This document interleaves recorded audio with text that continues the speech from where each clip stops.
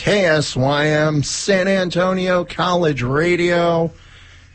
I'm Master Blaster Rob, and I'm here with somebody very, very special. Not only is she an employee here at SAC, but she actually has a history in radio.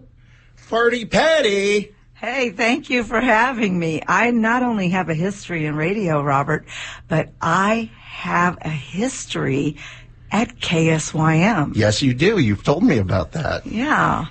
I went to school here back in the 1980s, and I was with a group of students that had this idea that we could expand what was going on at the radio station and create an alternative radio station. We called it KSYM, Your Alternative Choice. Oh, that's so cool. So you basically set the table for what we do now here. Yeah, we planted the seed. It was great. It was amazing. It was such a magical experience. I can definitely imagine. And you've gotten to go to some pretty legendary stations. You were at Kono, weren't you? Yes, I started at Kono. I worked with George Super Cooper. He was my program director. I worked with Lee Woods and the real Rudy Rocha and Ducky. Them. I interned with Ducky, and we still see each other. She's part of our San Antonio Radio Broadcasters group, and I always tell her, Ducky, you're the one. You're the one that got me started. I used to hang out in the studio with her and watch her do her show. That is so cool. And you were at Power 93. They were at the same building. Yeah. Well, we went through a lot of transitions there. It started off as just KITY when I was there, and I was working on both stations. I would finish off on one station, run down the hallway, and jump on the other station, and that's where I got the name Parti Patti. I was working with a disc jockey named Elvis Duran, who's now working out of New York. He's syndicated, and we would tell stories and talk, and he says, I've got your air name for you. We're going to call you Parti Patti. And I thought, okay, well, this is transitional. It'll be okay. I'll be fine with it. It'll go away. It never did. Never does it? No. So be careful what air name that you pick, guys, because it'll stick. Oh, yeah. I've heard plenty of stories of that one. Yeah, and after I did my first almost 10 years working for Mission Broadcasting, and then, several different owners after that, Power 93, Star 93. I left and I went to Y100, because if you're going to play in Texas, you got to have a fiddle in the band. And I did 10 years of country radio. Oh, that's really cool. Yeah. It was a lot of fun. We met so many people over the years, lots and lots of big-time artists. I remember going to the Poteet Strawberry Festival and seeing this young guy on stage, and everybody that I was with wanted to go ride the rides. We're going to go ride the rides. Let's go. And I said, no, I have to stay here because I have to see this guy play. He's going to be really big, and that was Travis Tritt. Oh, man. Yeah, he was amazing right from the start. Oh, I can imagine. He's a very, very good. I'm not the biggest country fan, but I listened to a couple of his songs, and it's like, yeah, this guy's good. Yeah, from the beginning. I recognized it right from the start, and I was like, nope, I'm not going to go ride rides. I'm going to stay here. Why not, when you've got some good entertainment to watch? And, it all started with, when we would register for school back then, it was a lot different. You guys are really blessed that you have all the technology that you have now. But back then, we used to have to stand in line at the Lofton Student Center, and they had these big chalkboards that were up, and they had all the classes listed on them. And as you're standing in this long line, and you can see the chalkboard like almost a mile away, and you see them crossing off classes because they're closing. And you're like 5 people away in the class you want closes, And you have a lot of time to sit and think while you're standing in line. And I had always wanted to be in radio ever since I was a little girl, and my father wouldn't let me. I grew up in Detroit, and my dad was like, no, you can't be in radio. His excuse was I didn't have any talent. Well, I come to find out years later, it wasn't that at all. It was because all the radio stations were in downtown Detroit. And my father didn't want his little girl going downtown. So I wasn't allowed to be in radio when I lived up there. And I'm standing in line looking at the board, and all my classes are closing, and I see they have radio, television, film classes. And I thought, hey, nobody's looking. Nobody's paying for this. My parents are not paying for this. I am. So I'm going to take some radio, television, film classes. And I enrolled, and my very, very first radio, television, film instructor was Fred Weiss. Oh, man. My very last radio, television, film instructor was Donnie Mills. The man who taught me. Yeah, so we do have Fred Stock coming up, and that's where the name comes from the instructor Fred Weiss. And, there were a lot of us that were able to experience Fred, and he was just so dynamic and just such a wonderful person and a great friend after graduation. He was amazing. Oh, it looks like we've got a pledge to read on the air. Oh, Art Snow donated $35. Thank you, Art. Yes. This is the first time I've gotten to read one of these. Awesome. Well, thank you for your pledge, Art. That's awesome. Yes, thank you ever so much. That's really, really awesome. And I got one question, because I actually know the man. How many stations have you been at that Stephen Casanova was also at? Almost every single one.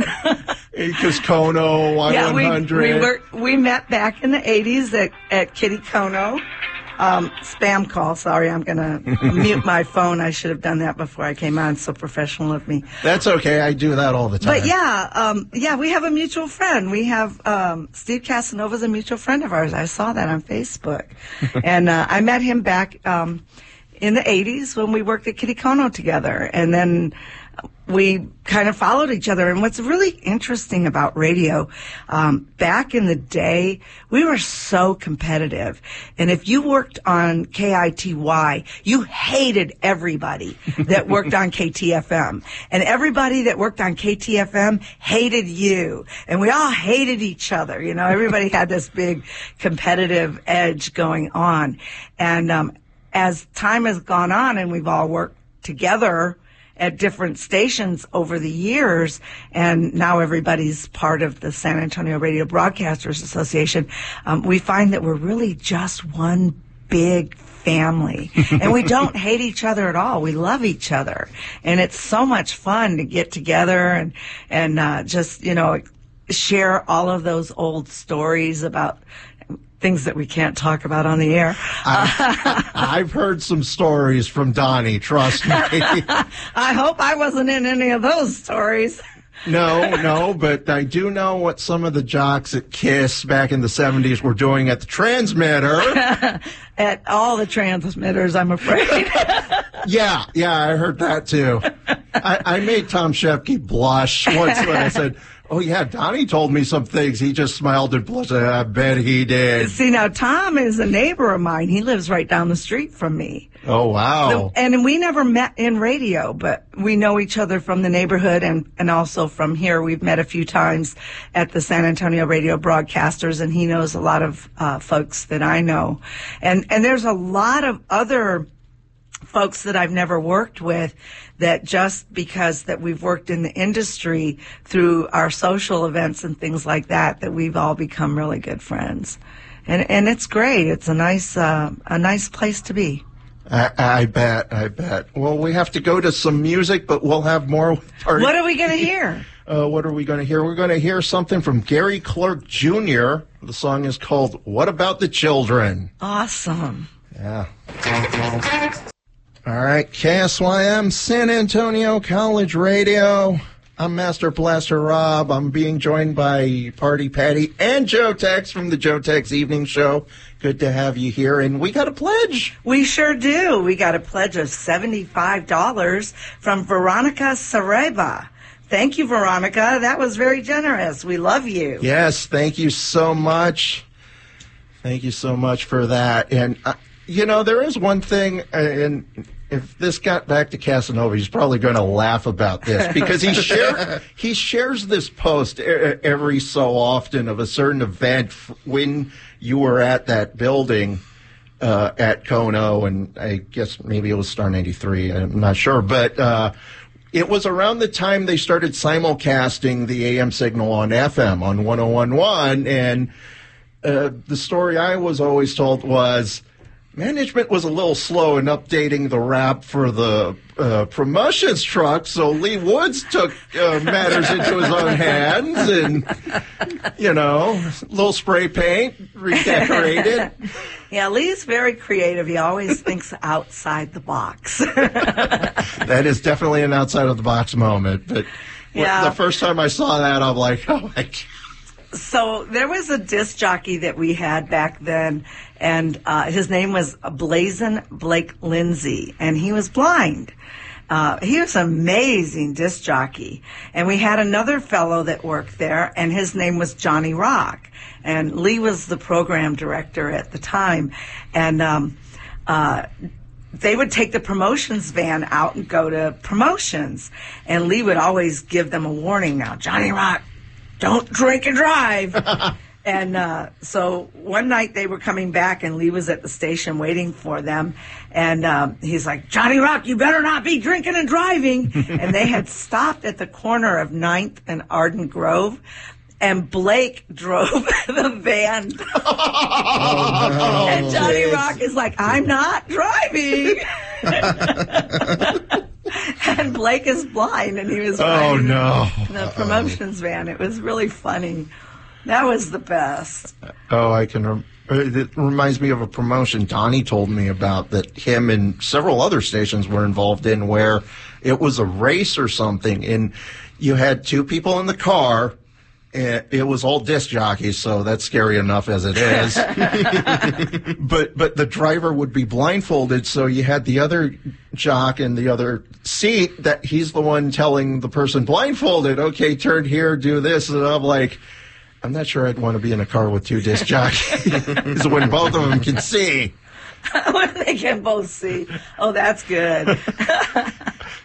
Most of the time, they can't see. Oh, my goodness. So let's see. What else were we talking about on the break that was fun? I was telling you about. I'm all right. Well, here's one. And I've never said this one on the air, but when I met Dave Rios, it was during our grand reopening. I don't know if you were there. I was here. Oh, you were? Yeah. Oh, awesome. And I met Dave Rios, and I'm like, it's nice to meet you. And he's all like, are you the host of the Gen X Experience? I heard your promo on the way over here, and the only thing I could think to say was, sorry, I thought that music bed was louder. Sorry. Well, I would love to invite you to come to a breakfast that we have on Wednesday mornings where Davey Rios is at, and a few other folks that I think you would be really interested in meeting. I'd like to get you out there and network you some more, because some of these folks can really help you on your journey with your experience in radio.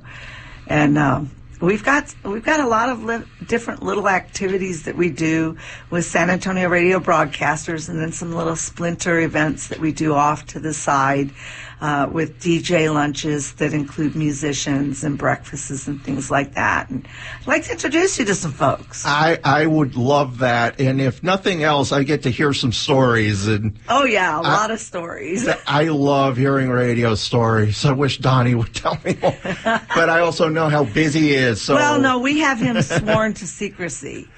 You know, what happens in radio stays in radio. Yep, just like Vegas. Yeah, you don't talk about Fight Club. Well, it's like T-Bone says, Donnie and I are still friends because we have too much dirt on each other. Oh, my goodness. Yes. So, yeah, I mean, I guess that the whole experience is to get the message out there to the community that if you have a dream, follow your dream and enjoy it. Because if you don't, you're always going to look back and say, gosh, I wish I would have done it. Just do it. Just go out there and follow that dream and enjoy every minute of it, because then you get to tell the stories later, and the stories are really what helps the next group build on their dreams. Yeah, and it's really amazing. I always say I didn't know I wanted this until I got here and started doing it, and it's like, no, this is what I've been looking for my whole life. Why didn't I discover this a little earlier? That's my big regret. Was I came here, I was 40 when I started here at SAC. I'm 40. Well, look at me. I'm 180. I'm 46. Well, actually, no, wait. I think I was 41. Actually, 41. Yeah. So I'm 46 now. Well, you're a natural. You're really talented. I picked that up right away. I started working here last semester, and I picked up on that right away. I was like, wow, this guy's got some talent. Oh, well, I appreciate that. I'm not entirely sure I see. Believe me, I pick myself over every little thing, but I already knew I do that anyway, so I kind of... I think we all do. Yeah. To a point. And you kind of have to, because, I mean, I think it's easier for me to be my worst critic than for someone else to. Oh, yeah. You're going to hurt my feelings, but I'm not going to hurt my feelings. I'm just going to make myself stronger. I'm going to try harder. I'm going to get out there, and I'm going to look for new experiences and, like a moth to a flame. Oh, yeah. And another thing is... Well, if you know you're making mistakes, it's easy to correct the mistakes because you know you made them. Yeah, if you as soon as you admit that you've made a mistake is when you start correcting it. It's when you don't admit that you made a mistake that it kind of turns into something really ugly, mushy. Yeah, and it's really kind of, how do I say, there are people who think they do everything perfect and everything, and you start saying, well, you could have done this a little better. Have you seen the new movie that's out about Mr. Rogers that has Tom Hanks playing Mr. Rogers? No, I have not. It's a really cool movie. There is a scene in the movie that really stood out for me, and Mr. Rogers is trying to set up a tent, and it's sort of like just sitting in the middle of the set when he arrives on set. And he has to finish setting it up. And he tries and it falls, and then he tries another way and it falls, and he tries several different ways, and he's struggling with it. And the producer says to him, it's okay, we can preset it and redo this. And he comes over to the camera and he looks at the footage and he says, no, this is good. And the producer's like, this is good? And he says, yeah, because the viewers need to know that sometimes you need to have someone help you, that you can't always do it alone. Oh, yeah, yeah. It was a really cool philosophy. Oh, yeah, and that's why I always loved Mr. Rogers, was people have this perception that it was all positivity, but he also talked about some very negative things that you might encounter in life, that way. And the whole idea was so you learn that this is a part of life, too. And It's not the end of the world. It's not, but you might have to deal with these things in your life, and you should be prepared and know how to deal with that. And he was so gentle and kind in his delivery, but he was such a subliminal badass. He really was. Yeah. Everybody should be. Everybody should have a little bit of badass in their background. Oh, yeah. What do you do? I'm pretty much doing my show. Well, I originally started because I've been doing this since I was 23. Now here I am, 28. Pretty much did Tuesdays from 9 to 11, while also working retail when I first started the Joe TV show. And at the time, Sears was in the verge of shutting down anyway, so it was kind of a win-win-ish for me. And then COVID happened and this and that and the other. And then fast forward to February, here I am pretty much now going on my third year working at Office of Student Life here at SAC. And pretty much with my schedule and doing clubs and organizations, volunteering, and everything else, I've been coming back doing Mondays from 7 to 9 worked well because I'm not coming home as late as I've done in past, and I'm coming home and it's like, okay, it's about 9:30, close to 10, and I'm pretty much enjoying myself, listening to other shows and things of that nature. Well, enjoy the experience because Oh, yeah. it's great. It's fun. Yes, And life is all about changes.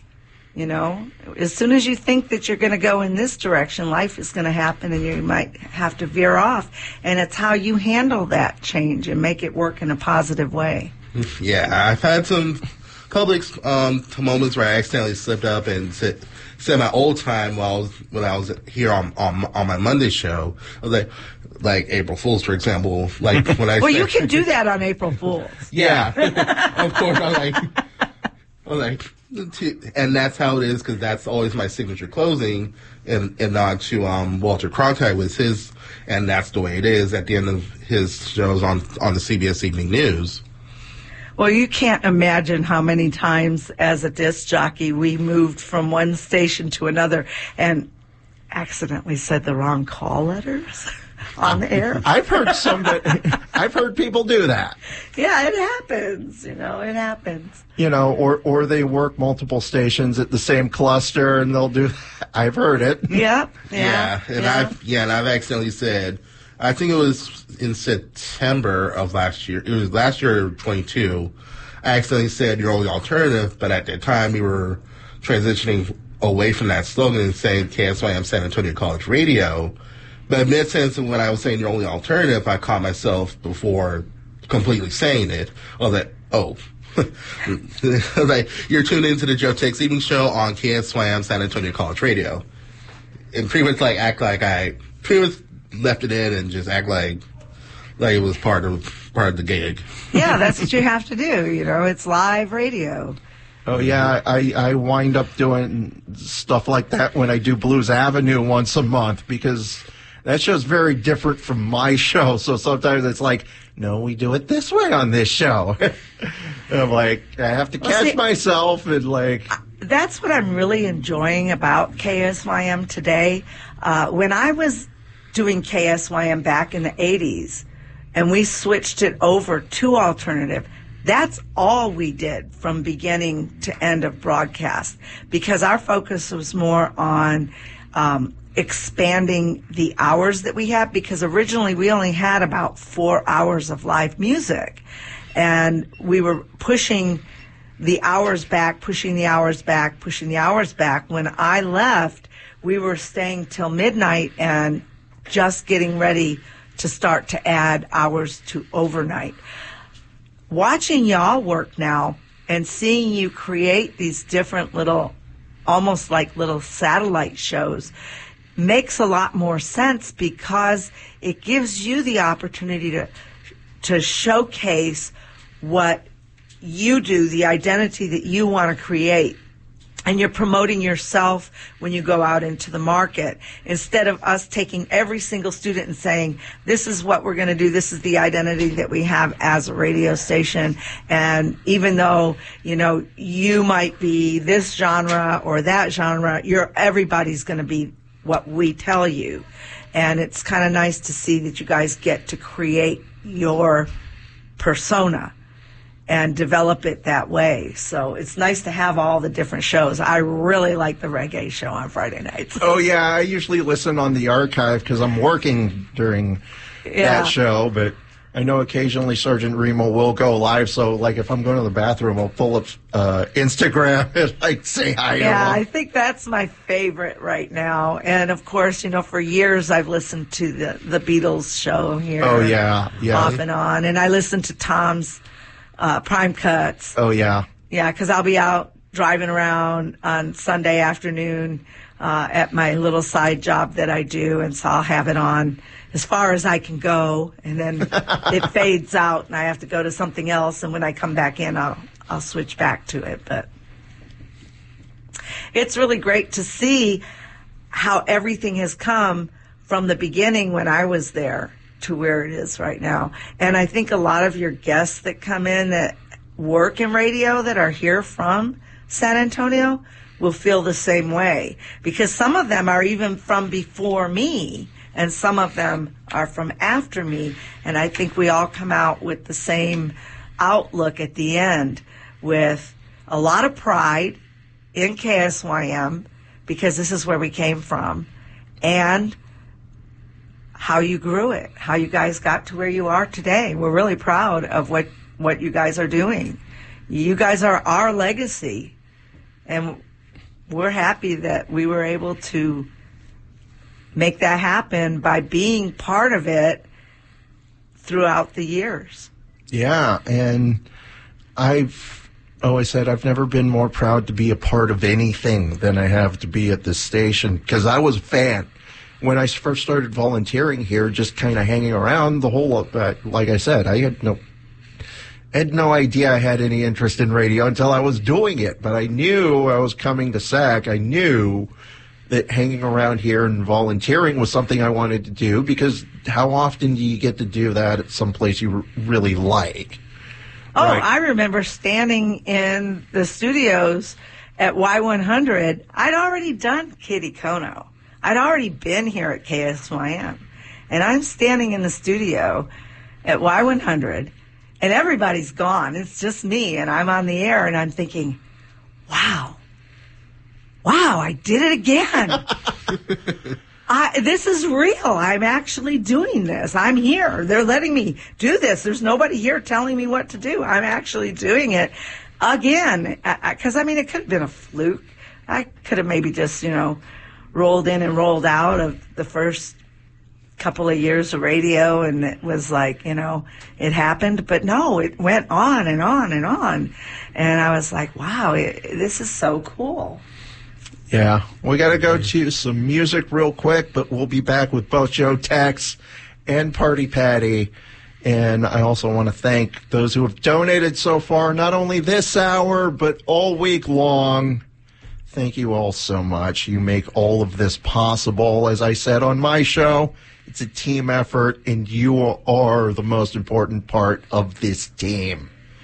So we're going to go to a song. Ooh, cool. The Afghan Wigs. The song is called The Getaway. KSYM, San Antonio College Radio. I'm Master Blaster Rob. I'm here with Joe Tex and Parti Patti. You've been having fun. Yes, I have. We were talking during the music about some of the people we've met. You were here a little bit before I was. Yeah, because my first pledge drive was spring 2019. My shift was pretty much not 7 to 9. Oh my God. I'm getting my actual show mixed up with my volunteer my show that I did during my radio experience time. Spring 2019, it was 9 to 10 right after mustard on Wednesdays.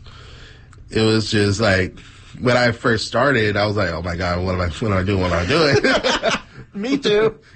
Yeah, like everybody else who does radio experience. Pretty much. Yeah. Except for Susie. She was I remember hearing, I don't know if it was her first or second one, but I'm like, who is that? She's good. Yeah. Where is she? Is she here today?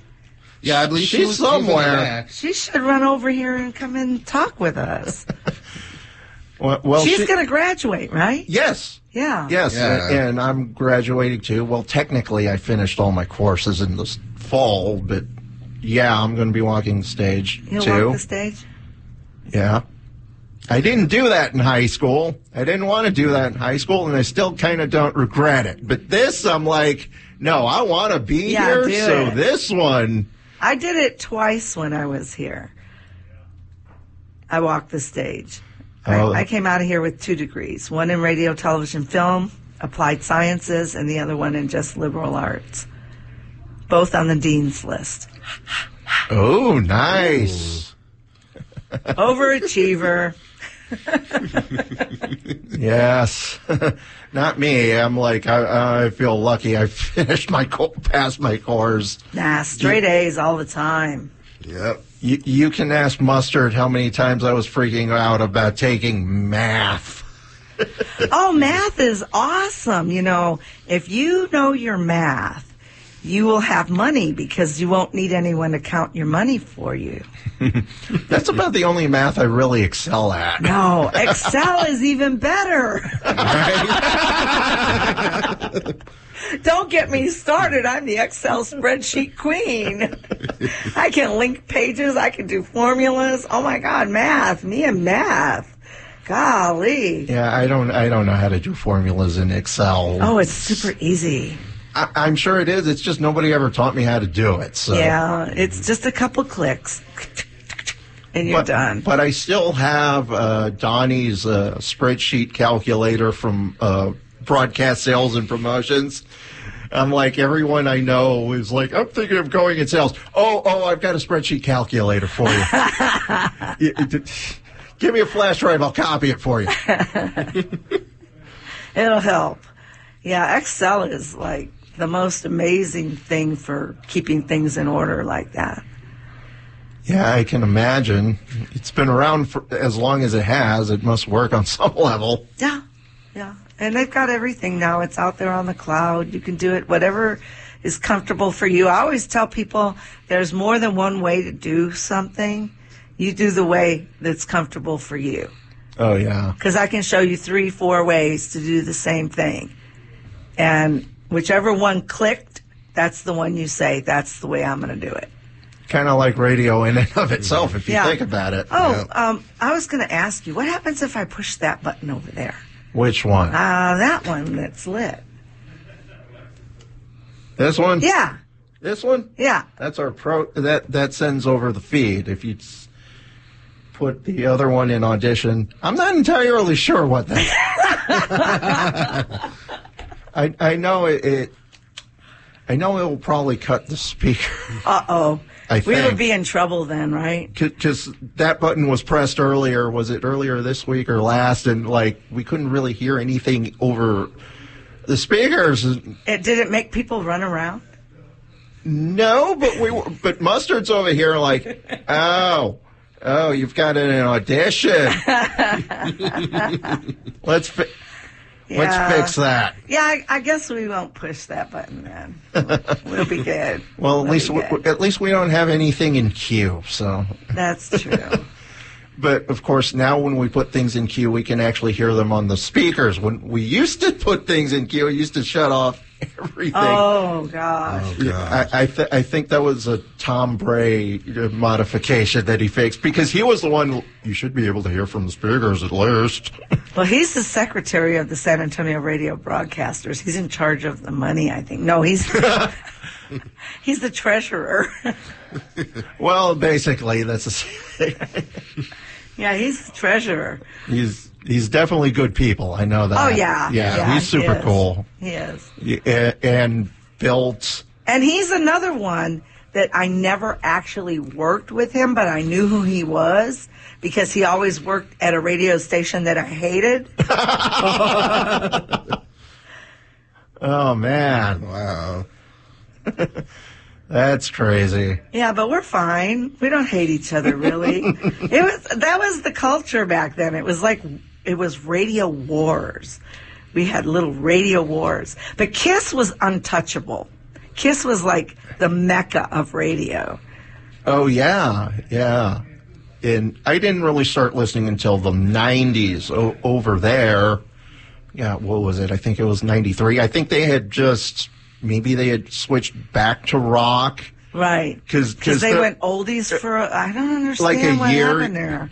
Nobody does. That was just weird. It was. Format changes. And I remember my cousin, who was a regular listener of KISS for a long time, we went to go visit him. He lives up in New Braunfels, or at least he did at the time. And he's all like, I can't believe they changed it to oldies. No, Kono's the king of oldies. Oh, yeah. You don't mess with that. He's like, I'm not going to change the station, but I don't approve of this. I'm not going to be happy about it. Yeah, he wasn't going to change the station. Oh, put some effort? Change it. But yeah, that's one of those. Nobody ever. The handful of people I've talked to who were in radio at the time were like, I have no idea what they were doing with that. Yeah, I don't know. Somebody was hanging out at the transmitter too long. Could have been. And actually, there's something cool you can find online. Chuck Stanley, who used to be at KISS. Right. I know him too. I think it's on his SoundCloud, I think. Just look up, this is Chuck Stanley. It's not on his YouTube, although there's some good stuff on his YouTube if you haven't seen it. But it's actual audio from the last day of KISS as a rock station, which is this really cool thing because I'm pretty sure he wasn't there then. That was like before him being there. But that's really cool from a historical standpoint to actually hear the DJ and talk about how they're going to change the station. And they're really lucky that they got to do that because back in the day, it was, turn off the lights, turn on the lights, and that was it. Yeah. When a disc jockey left, it was boom, just like that. And all of a sudden, there's a new disc jockey, and the music's different. Yeah, there's no transition. It was just turn off the lights, turn on the lights, and it was changed, and that was it. I actually heard an air check because I like to go on YouTube. You can find like different air checks from people. There's like some Wolfman Jack stuff on there, and JoJo Kincaid, and all these old DJs. But there was one air check where they literally changed the format in the middle of a morning show. Oh, gosh. Oh, wow. Like they're talking, they play a song, all of a sudden they play a completely different song, and that's it. They just changed. So were the disc jockeys different, too, when they came back live? I think they were. And it was right in the middle of show. And gosh. Then they play another from a competing station is like, well, we didn't lose our jobs. I think they played the same song, and they're like, well, at least that doesn't mean we lost our jobs. I think one of the most exciting times that I had in radio was when the radio station I was working at, and I think that we were Cox Radio by that time. We might have still been New City. We acquired an LMA of 106.7, and we flipped the switch at midnight and made it a country station called the Armadillo. I remember the Armadillo. And I remember the commercials. I got to flip the switch. I was the first disc jockey on the Armadillo. I did overnights. I was Armadilly Lily. Yeah. We had some corny names, but it didn't last a long time because I don't remember we played young country, which was kind of it had a little more edge to it, a little more rock to it, and we were starting to be carnivorous. We were taking ratings away from Y100, which was owned by the same people. Company, yeah. And that was the Starship, and so they flipped us to jazz. Yeah, I remember that being a smooth jazz station. It was jazz. That frequency's been all kinds of different things. Yeah. Over the years. But the Armadillo was fun. I still have my jacket and everything. Oh, cool. Yeah, I should wear it because our mascot here is an armadillo, right? Yeah. Yeah, I'm going to pull that thing out. Yeah, it's cool. Oh, yeah, I can imagine. Well, if nothing else, you can always put it in that museum, which... Oh, no. Not till I die. They can have everything after I die. That's fair. I have my my Y100 slicker for when we would go down to rodeo. Oh, okay. Yeah, cool. I washed that the other day. It's a kind of a canvas jacket, and it's got the big Y100 on the back. Oh, cool. It's got my name over here. It wasn't Parti Patti at Y100, though. We couldn't do that there. Yeah, I don't think that would fit there. Yeah, no. I was Patty Lee. Ah, now that definitely fits a country station. Yeah. Yeah, they wanted me to be Lock Hill Selma, but I thought that was a little bit kind of like, sounded like a hooker. Kind of does. Like, no, let's not do that. I get the reference, but that is a little weird. Yeah, I was like, we already did Party Patti. That was edgy enough. Let's stay with Patty Lee. That's my real name. Okay, so I got one last question because we got to wrap things up. You've had so many names. I just thought of this question, and I have to get a WKRPN reference somewhere. You've had so many names in your career. Do you have a coffee mug with all the different names you've had, like Dr. Johnny Fever did? Oh, my God, no, but I'm going to go on and get one as soon as I go back to my desk. I'm going to order one. That'll be fun. You order one. Let me take a picture of it, please. I have a coffee cup with all my dogs on it. That works, too. Yeah. Well, thank you, Patty, and thank you, Joe Tex, for being here. And we're going to turn things over right now. You're listening to KSYM, San Antonio College Radio.